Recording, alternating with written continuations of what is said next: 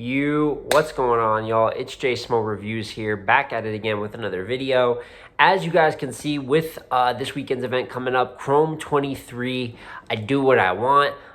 4 battles, so it's a pretty condensed event, but we all know that there's really one humongous main event here everything's based around, which is Eazy and Geechi, which I will get into in detail, right, prediction-wise through this video. But a pretty solid card overall. Some things that are a little bit more obscure, right, but you know, say when you have a battle with such a worthwhile main event, you don't exactly have to like send the house for the rest of the cards. So without further ado, let's hop into predictions for Chrome 23. So the first matchup to talk about here is, in my opinion, one of the better matchups on the card, and that is C3 versus First Lady Flames. Love it stylistically. I think two of the more consistent women on Chrome, or more impactful when it comes to their performance. Obviously, what C3 did in the 25K Chrome tournament was fantastic. Her performance versus 40 bars, her championship performance versus Caution at that as well. Love what she did. She's a vet and a top tier lady, no doubt about it. And then on top of that, you have First Lady Flames, in my opinion, like a newer age talent that to me is really knocking at that door and just needs the opportunities to be a top tier lady. Her material versus my verse was incredible. Her material versus Caution on the Grudge card was also incredible. So she's really been holding it down, and great pen work. So when you look at these two, I think they're two of just the better ladies kicking it right now on a consistency level. And now you get them in a really good battle. Now, in terms of predicting a winner, it becomes a little harder because it's so tightly contested. There's a lot of people that are going to pick C3 off of that vet aspect, just being there longer, and she's more adaptable as the battle goes on. Love Flames, love her material, and in my opinion, just has that skill set to be top tier, but she's going to come with her material, and she could turn up the aggression, turn down the aggression, but that's what it's going to be. It's going to be just straight material, which is what most writers deal with. On the flip side with C3, there's an ability to get into a couple different bags, maybe substance-wise, maybe a little bit angling-wise. Still great on the pen side, and most importantly, the ability to rebuttal and kind of flip momentum as the battle goes. A little bit more control of the pace as opposed to someone who's just going to rap amazing shit and hope that you are not going to have as good of material as opposed to someone who can change how the battle works as it goes along. So, me personally, though, I really love what Flames has been penning. It really impresses the hell out of me. Her haymaker ability, her ability to leave you with like great quotables that you walk away with, that she might have had the best bar of each round type of stuff. And for me, I'm going to go with Flames 2-1 edge. I just think it's been a matter of opportunities for her. And as she's seen C3, a top tier woman, it's been a while since she's seen one, probably going as far back as E Heart maybe. Has seen a few top tier, saw JC, right? A few top tier men, but hasn't seen too many top tier women. So I'm hoping that this one is the one where she really breaks out, and even a great 2-1 debatable I think would be a great stock raiser for both, but especially help out Flames. So in my opinion, I'm going with Flames 2-1 edge. I'm not going to say dark horse battle tonight because I still think Geechi and Eazy will probably hold that crown no matter what, but one of the better back and forths the entire night. From there, we can go into Shayna Ashley versus Rosenberg Raw. And this is definitely the one that looks the strangest on the card. This is the one where people really hadn't asked for it, but I don't know if it's a bad matchup either. First of all, good on Remy getting Shayna another play after the Torito situation. Shayna was fire versus QB. Had to drop out of the tournament for whatever reason. Never got clarity on that, so it could be real life. You know what I'm saying? Don't want to speak on anything you don't know too much about. And then on top of that, she comes back, and her material was great for Tori. It's a shame that Tori nuked the footage the way she did because it's a great Shayna performance.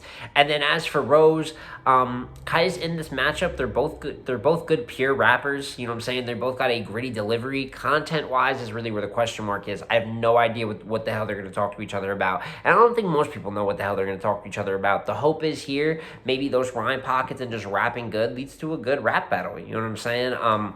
So going off of that, it is tough considering that Rose just had his plate. I would want to go Rose 2-1. I think I may go Shayna 2-1 in this pick. A little bit more motivation on her side. Not that I'd say Rose is unmotivated, but it's already an obscure matchup, and you're coming off of the Mike P battle a week before. I've never known Rose to be like a super battle every week type of guy. Shayna's well rested. Shayna's more than a formidable opponent, and in a battle where it's both going to be mostly about pure rapping and delivery, Shayna is about as good as any of them when it comes to that. So I am going to go Shayna Ashley 2-1 over Rose going into the event.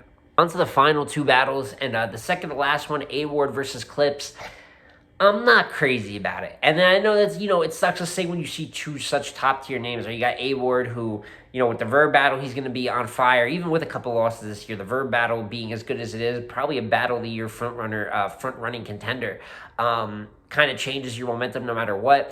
But he's a top tier talent, regardless of that. A Ward's proven himself. And then Clips is Clips, right? So I know right here it's the battle of the freestylers. One, it's a rematch. Obviously, I think last year's when we saw the one rounder in Ohio, and it was good. Like, it was pretty good. Like, I'm not gonna act like they're incapable of putting on a good battle. They already have. But then it was just good, not crazy. Now you're taking that to a 3-rounder. And besides the fact that they can both freestyle and rebuttal, I don't think that there's a convo to be had there. Which I'm not one of those that's like, oh, every battle needs a backstory or every battle needs a type of dialogue. But, if they were two writers, it wouldn't really matter. Because I'm like, oh, they're just going to write good material. There's no need for some dialogue. They're just going to rap great. But Clips is someone that's always pretty approach-based for the most part. The 4-bar buildups can be a little bit, you know what I'm saying?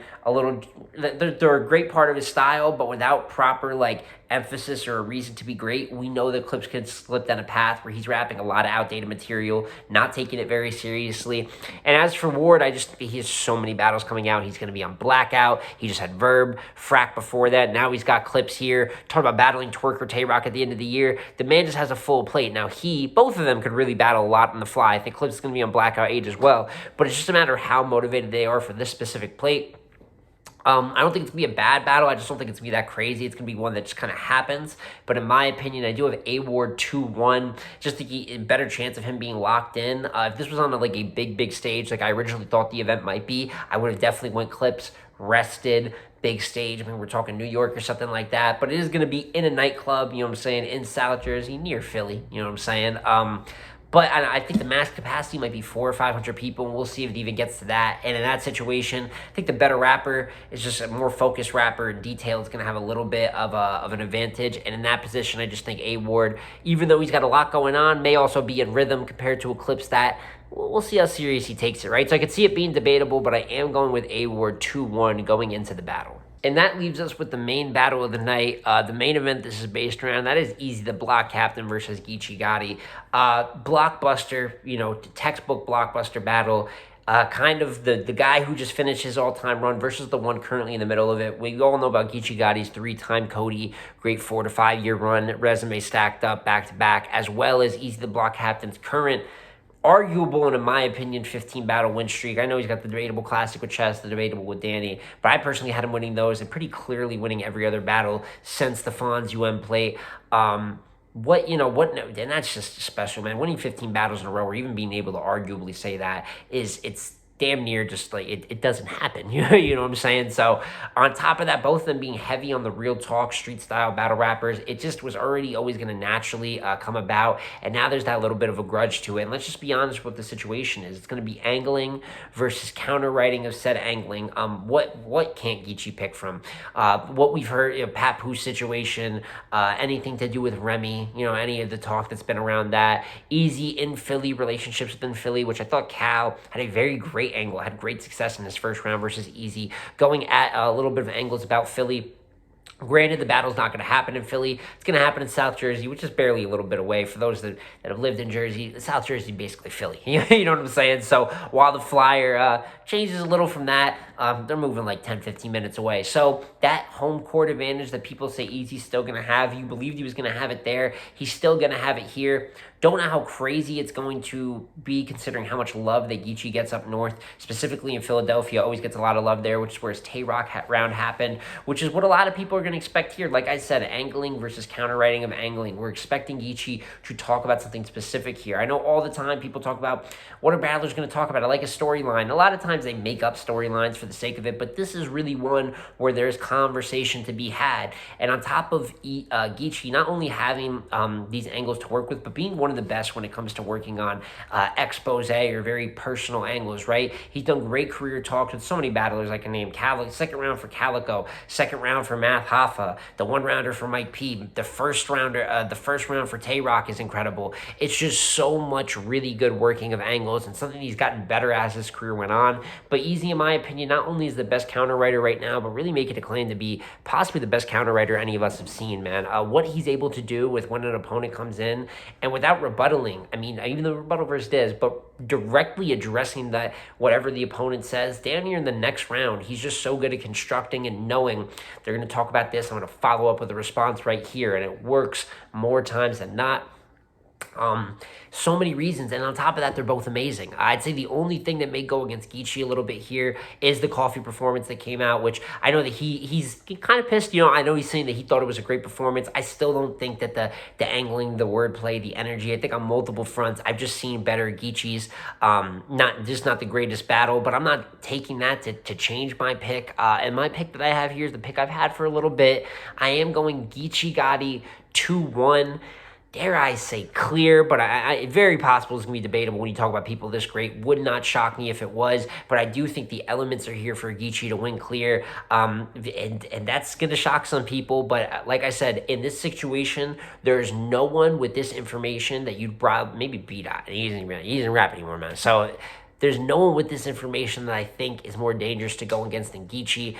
Just the way he's going to craft it, make it digestible for the fans, and really make it something where like, man, I kind of see where he's coming from, like he did in the first round versus Rock and the many other rounds I mentioned. Eazy could very well win this battle, has potential to be battle of the year, even with a clear result, but in my opinion, I'm rolling with Geechi as the winner.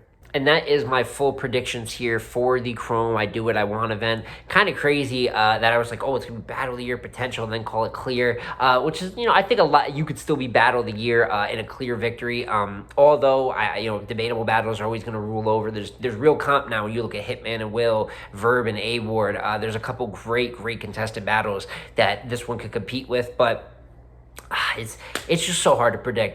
Predicting a clear winner could sound crazy, but I truly think, even though that coffee performance is what it is, I think that Geechi has to be locked in. A little bit of noise and actually kind of people going at him, I think could bring up a little bit of motivation, light a little bit of a fire under him that if probably already was there. But this is bigger than that. This is holding the title of your crown. You were the real talk guy that held it on for 4 to 5 years. Now there's someone else here, and he's been talking very spicy on your name for a minute. Just so many reasons this battle could be good. And if Eazy wins 2-1 clear, if any of that happens, it's one of those that any single result could happen. I just got a feeling, which is why I picked what I picked. But overall, pretty solid card. 4 battles, right? And a couple of them a little bit more obscure. Like I said, it's built definitely around one humongous matchup here. But I like C3 versus Lady Flames. I am excited to see what pockets Shayna and Rose can catch. Ward and Clips, even though I don't have like the biggest hopes for it, like I said, still 2 top-tier premier talents. Always can put on a good show, regardless of someone's skepticism. And then Eazy versus Geechi